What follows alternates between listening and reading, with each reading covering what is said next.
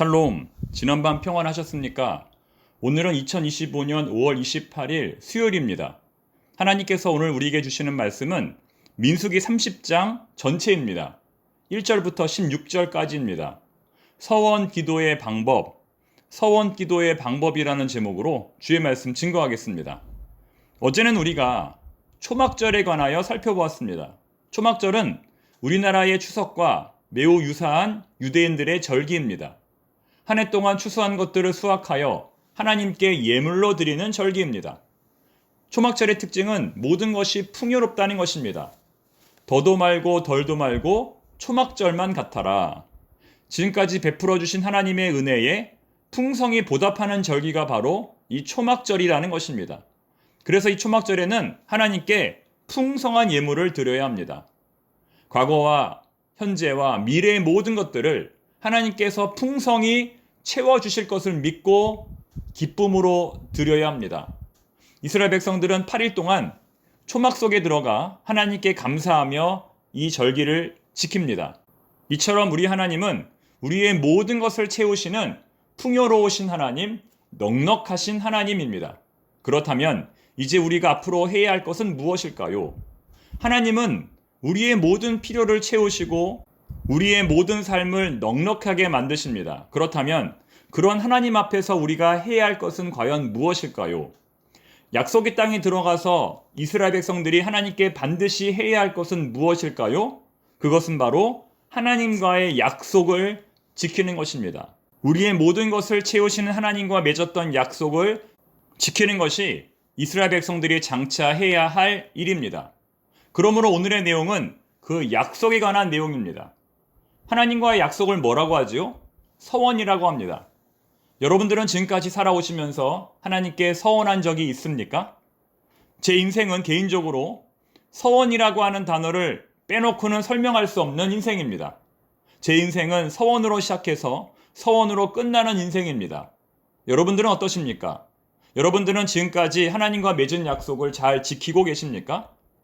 이 병만 낫게 해주신다면, 이 대학에 들어가게만 해주신다면, 이번 사업만 잘 되게 해주신다면, 이번 시험만 통과하게 해주신다면, 이번 승진에만 좋은 결과를 얻게 해주신다면, 지금의 위기만 지나가게 해주신다면 이러이러하게 하겠습니다. 라고 하는 하나님과의 약속을 잘 지키고 계십니까? 이처럼 우리는 감히 하나님과의 거래를 할 때가 있고 하나님께 조건부 약속을 할 때가 있습니다. 왜 그럴까요? 우리는 너무나 연약하기 때문입니다. 너무나 미련하기 때문에 그렇게 하는 것이죠. 이렇게 해주시면 이렇게 하겠습니다. 주로 어떨 때 우리가 서원을 하냐면 무언가가 간절할 때, 무언가에 급할 때, 그리고 어려울 때 이러한 서원을 하게 됩니다. 하지만 성경에도 많은 서원의 경우가 나옵니다. 대표적인 서원 뭐가 있을까요? 창세기 28장에 나오는 야곱의 서원입니다. 하나님이 나를 도와주신다면 하나님께 11조를 드리겠습니다. 또한 사무엘상 1장에 나오는 한나의 서원, 아들을 주시면 하나님께 바치겠습니다. 그 아들을 나실인으로 드리겠습니다. 또한 삼손도 평생을 나실인으로 살겠습니다라고 서원하죠. 세례 요한도 마찬가지입니다. 이 외에도 바울의 서원, 입다의 서원 등이 성경에 기록되어 있습니다. 그렇다면 오늘 본문의 메시지는 과연 무엇일까요? 한마디로 말해 하나님과 맺은 약속, 그 서원을 잘 지키라는 겁니다. 하나님과 맺은 약속, 서원을 신중하게 지키라는 것입니다. 비록 광야에서는 하나님께 원망하고 불평하며 많은 죄를 지었지만 약속의 땅 가나안에 들어가서는 그렇게 하지 말라는 겁니다. 하나님과 맺은 약속을 꼭 지키라는 것이죠. 오늘의 본문 1절과 2절 말씀 함께 읽어보겠습니다. 모세가 이스라엘 자손 지파의 수령들에게 말하여 이르되 여호와의 명령이 이러하니라. 사람이 여호와께 서원하였거나 결심하고 서약하였으면 깨뜨리지 말고 그가 입으로 말한 대로 다 이행할 것이니라. 지금 뭐라고 했습니까? 하나님과 서약했으면, 하나님과 서원했으면 깨뜨리지 말고 반드시 이행하라고 말씀합니다. 그렇다면 여성들도 하나님께 서원할 수 있었을까요? 네, 할 수 있었습니다. 앞서 말한 사무엘의 어머니 한나가 바로 여자였죠. 하지만 하나님께 서원했습니다. 오늘의 본문 3절부터 그 이하의 내용은 여성이 하나님께 서원할 때 유념해야 할 내용입니다. 본문 1절과 2절이 남성들이 하나님께 서원할 때 유념해야 할 내용이라면 3절 이하의 내용은 여성들이 하나님께 서원할 때 유념해야 할 내용이라는 것입니다. 여성들의 경우가 훨씬 더 많이 기록되어 있지요. 아무래도 민수기는 슬로브아 딸들의 경우처럼 남성들보다는 여성들에게서 더 많은 희망을 보고 있는 것 같습니다. 남성과 여성의 헌신, 남성과 여성의 서원 어떻게 다를까요? 주목하시기 바랍니다. 남성들은 스스로 서원을 결단할 수 있지만 여성들은 남편이나 아버지 같은 남성들이 그 서원을 보증해 주어야 합니다. 좋게 보면 여성에게는 안전망이 있는 것이고 나쁘게 보면 자율성이 없는 것입니다. 예를 들어 여성들이 중요한 결정을 내릴 경우 저 머나먼 곳으로 선교 여행을 떠나야겠다. 어떤 남자와 결혼을 해야겠다.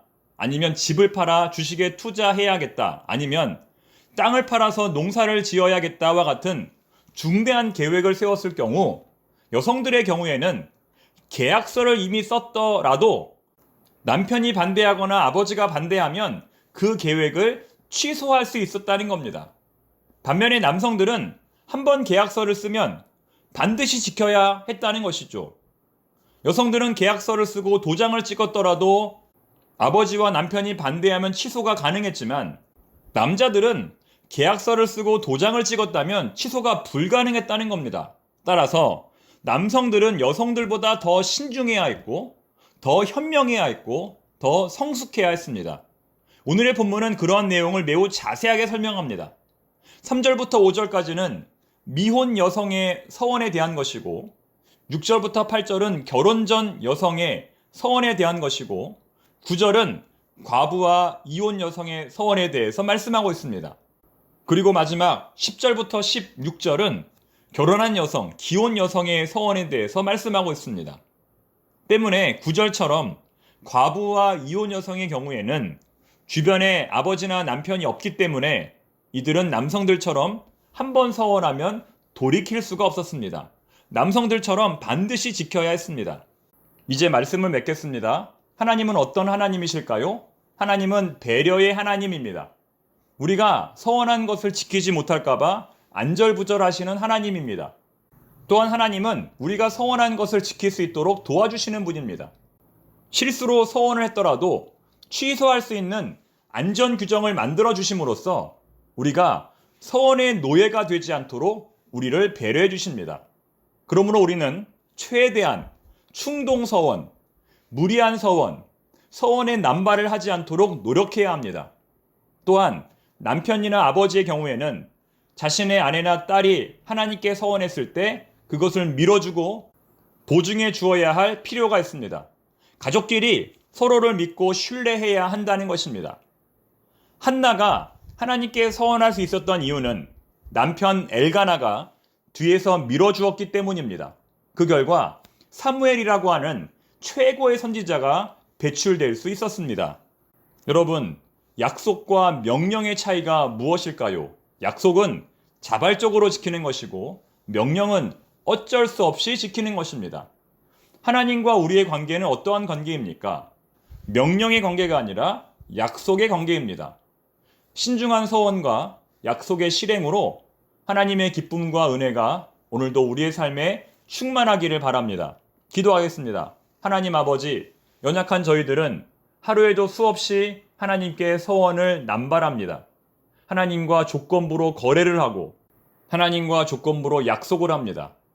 그러나 하나님, 저희들은 하나님과 맺은 약속을 지킬 만한 존재가 못 됩니다. 그래서 그 서원이 굴레가 되고 덫이 되어 오히려 신앙을 저버릴 때가 있습니다. 하나님 아버지, 저희들의 마음을 단단하게 하시어 상황이 급박하더라도 서원을 남발하지 않게 하시고 한번 서원한 것은 기쁨으로 이행하게 하옵소서.